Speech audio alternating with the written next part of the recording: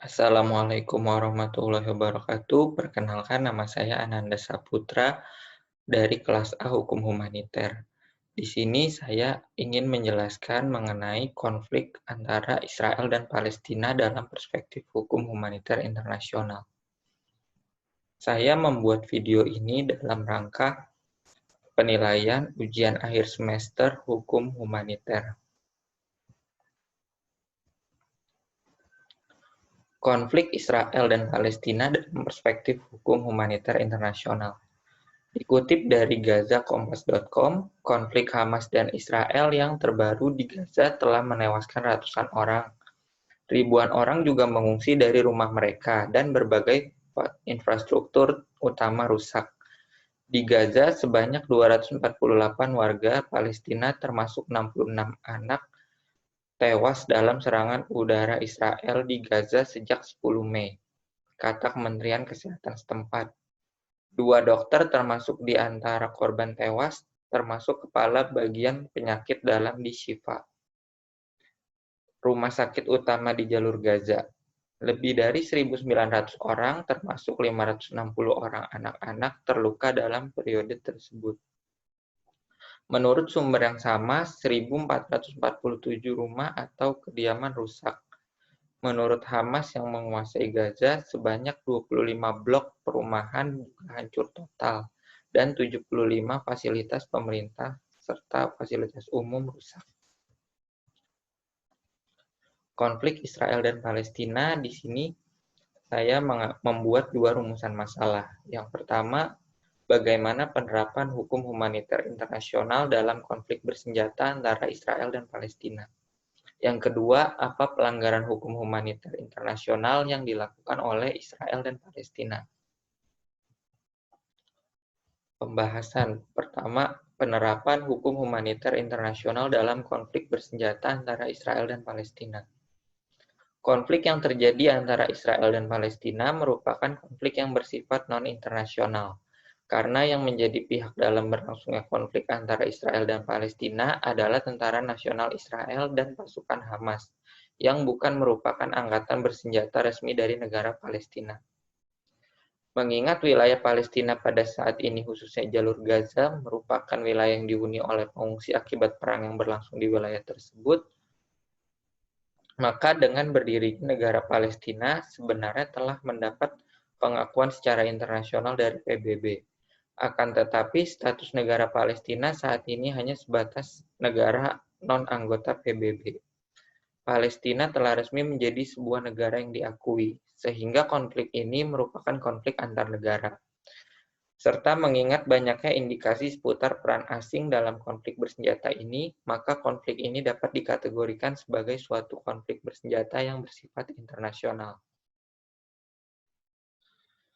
Selanjutnya, konsep self-defense dan represial terkait konflik bersenjata antara Palestina dan Israel. Serangan Israel ke jalur Gaza sejak tanggal 10 Mei dengan alasan Hamas sebagai organisasi yang sering mengganggu keamanan Israel dapat dilihat dari dalam 2 perspektif. Pertama adalah legalitas penggunaan kekerasan atau yang dikenal dengan jus in bellum. Yang kedua adalah bagaimana serangan dilakukan atau dikenal dengan istilah jus in bello. Pada konteks jus in bellum menjadi pertanyaan, apakah Israel merupakan serangan bela diri atau self-defense, sedangkan yang dikategorikan sebagai pembenaran hanya ada 2, yaitu keharusan atau necessity dan pembelaan diri atau self-defense. Namun, dalam hubungan ini penting untuk dicatat penegasan bahwa keharusan atau necessity juga bisa dijadikan pembenaran bagi pelanggaran kewajiban internasional suatu negara dengan pengecualian sebagai berikut. 1. Tindakan itu merupakan satu-satunya cara untuk menyelamatkan suatu kepentingan esensial negara itu dari bahaya yang sangat besar dan sudah sedemikian dekat. Yang kedua, tindakan itu tidak menimbulkan gangguan yang serius terhadap kepentingan esensial dari negara tersebut yang di dalamnya melekat suatu kewajiban. Sementara itu, tindakan pembelaan diri atau self-defense dapat digunakan sebagai pembenaran terhadap suatu tindakan jika pembelaan diri itu dilakukan sebagai pembelaan diri yang sah sesuai dengan ketentuan Piagam Perikatan Bangsa-Bangsa. Yang penting dicatat di sini adalah bukan berarti bahwa semua tindakan pembelaan diri adalah sah, melainkan hanya tindakan pembelaan diri yang sesuai dengan Piagam PBB saja yang dianggap sah. Ketentuan itu juga berarti bahwa untuk tindakan yang sama, tetapi jika tidak dilakukan dalam rangka pembelaan diri, maka tindakan itu adalah bertentangan dengan hukum, dan karenanya tidak dapat dijadikan alasan pembenar atau pembenaran. Negara yang menderita kerugian karena perbuatan negara lain diperbolehkan melakukan tindakan balasan, berupa tindakan melaksanakan kewajiban internasional tertentu dalam hubungan dengan negara yang melakukan pelanggaran. Kedua, pelanggaran hukum humaniter internasional oleh Palestina dan Israel. Dalam serangan militer Israel pada fasilitas-fasilitas publik itu, tak selamanya akibat keteledoran dan bentuk upaya militer Israel untuk tidak menghormati hak asasi manusia dan hukum humaniter internasional.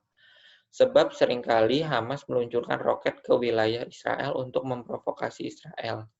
Dalam pasal 51 paragraf 7 protokol tambahan 1 menjelaskan bahwa keberadaan atau pergerakan penduduk sipil atau warga sipil individu tidak boleh digunakan untuk menjadikan tempat atau area tertentu bebas dari operasi militer, terutama dalam upaya untuk melindungi tujuan-tujuan militer dari serangan-serangan, atau untuk melindungi, mendukung, atau menghalangi operasi militer.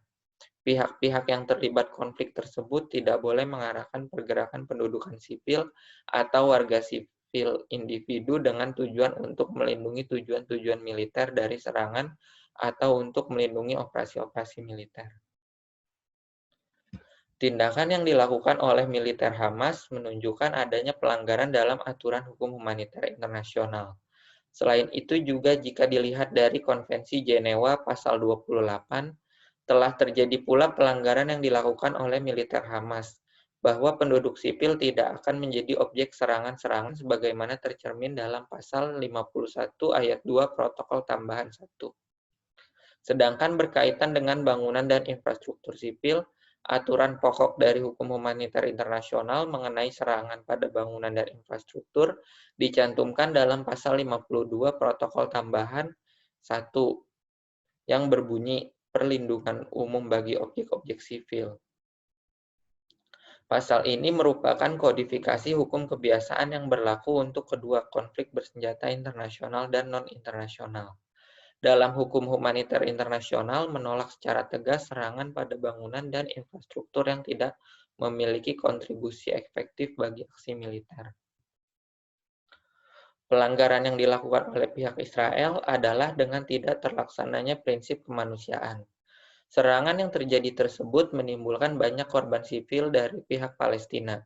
Meskipun tidak sepenuhnya jumlah korban yang besar tersebut murni kesalahan dari militer Israel. Pelanggaran prinsip kemanusiaan ini artinya ditafsirkan sebagai pelanggaran atas sarana dan metode berperang yang tidak penting bagi tercapainya suatu keuntungan militer yang nyata. Mahkamah Internasional PBB menafsirkan prinsip kemanusiaan sebagai ketentuan untuk memberikan bantuan tanpa diskriminasi kepada orang yang terluka di medan perang. Berupaya dengan kapasitas internasional dan nasional untuk mengurangi penderitaan masyarakat dimanapun ditemukan. Prinsip ini bertujuan untuk melindungi dan menjamin penghormatan terhadap manusia. Prinsip ini bermanfaat untuk meningkatkan saling pengertian, persahabatan, kerjasama, dan perdamaian yang berkelanjutan di antara semua rakyat, sehingga tidak menciptakan diskriminasi karena kebangsaan ras, kepercayaan agama, pendapat kelas, atau politik. Prinsip ini dimaksudkan untuk melepaskan penderitaan, memberikan prioritas kepada kasus-kasus keadaan susah yang paling mendesak. Hukum yang mengatur tentang peperangan tersebut tercantum dalam Konvensi Jenewa tahun 1949. Dalam Hukum Jenewa tahun 1949 atau The Geneva Law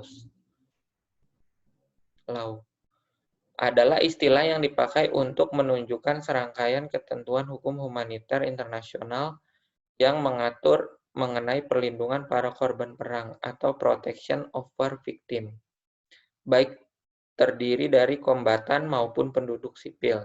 Disebut dengan hukum Jenewa karena hampir sebagian besar ketentuan-ketentuan mengenai hal ini dihasilkan di kota Jenewa, Swiss.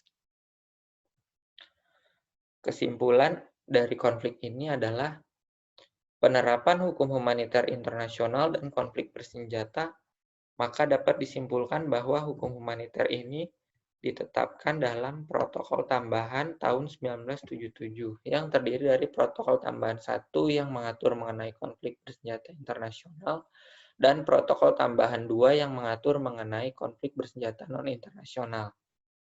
Penerapan hukum humaniter dalam konflik Palestina dan Israel berupa tindakan pembelaan diri atau self-defense dari Israel dalam bentuk pembalasan atau reprisal dengan melakukan operasi balasan sebagai respon atas serangan rudal dan roket dari militer Hamas ke wilayah Israel yang mengganggu dan membahayakan keselamatan warga Israel.